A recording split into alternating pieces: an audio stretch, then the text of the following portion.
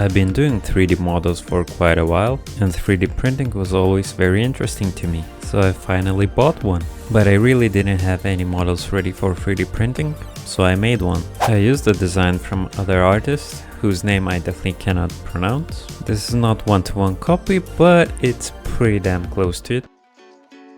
Okay, so here's the quick presentation. I didn't have a back part of the character in the design, so I did create all of its back, all of these muscles. I didn't add too much to this part, and I kind of like this part of the head which I made, which was not in the design, and some changes on it, like these connections. Yeah, so this is like what I printed. This already, everything is merged into one object and post.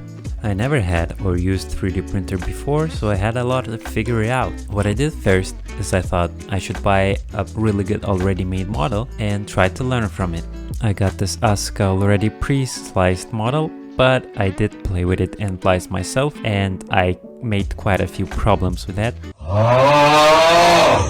I did use Lychee and not Chittybug's because I read in the Reddit that Chittybug's has a lot of problems with my type of printer, so Lychee was advised program to get, so I bought it. So, just as I told before, I splitted my model in quite a few parts, tried to keep the parts bigger. I had a lot of problems adding supports to this because I didn't want to have any on top, but it seemed like it still added a few. As you can see, some of them are inside here. From the looks of it, the size of the model looks similar as Asuka, but actually when it printed, they came out quite different in the size. This model looks almost twice smaller than the Asuka one.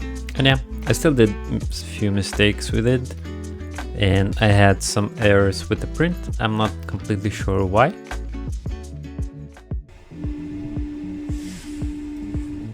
The first print was actually a Rook model, which is like a test print you have to do. So this was the second one, definitely quite a huge project, and I just couldn't wait for it to finish printing. And it's finally done. Then I just put it on the side so the resin can drip, wait a couple of minutes, and it's time to get them off the build plate. I'm definitely new to all this cleaning stuff, but I'm trying to stay as careful as possible and just taking it really slow. There's actually a small trick getting them off the metal part, which I didn't know, so I was smacking them as hard as I can, which can be pretty dangerous and can ruin other parts. Got all the pieces off, put them in a clean solution and wash them all carefully and giving them some time to sit in it. Not every part fitted in, so I had to do quite a few times. I let the clean one parts to dry a bit so the solution can dry off, and I leave them on paper towel so it can absorb some of the moisture. And then finally I can get rid of all the supports. I got a small tool so I can cut some of the mistakes or where the supports were, where it's hard to reach, and just to try keep a high quality of a print. Then just put everything in the UV light chamber and clean the workspace.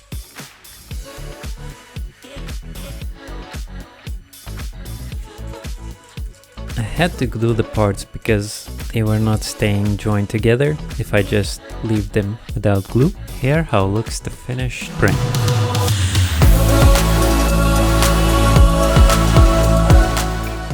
Looks simply amazing, but it's still not my sculpt, so I was even more excited to print my own 3D model.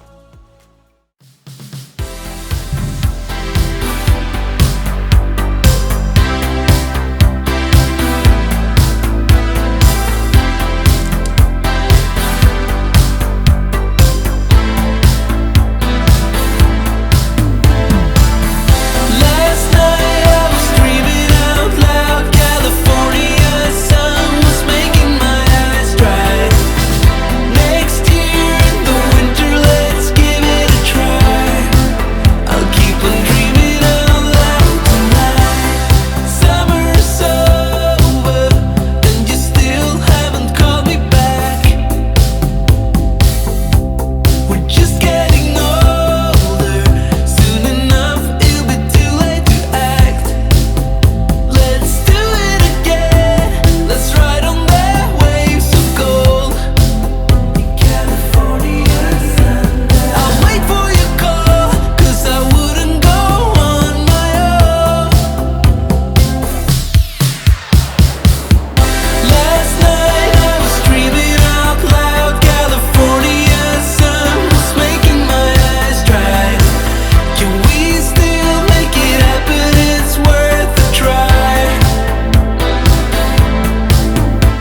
It definitely turned out great, but of course it had some problems. Like some of the places were definitely too thin and too small. Mostly it's the problem of the small print size, but it looks super cool. You can see a lot of details and just a great feeling overall. If you like this video, I'm pretty sure you're gonna like the ones which are recommended now on the site. I hope you see you in the next video. Distracted, subconscious overloaded. Careful, don't pull the cord off.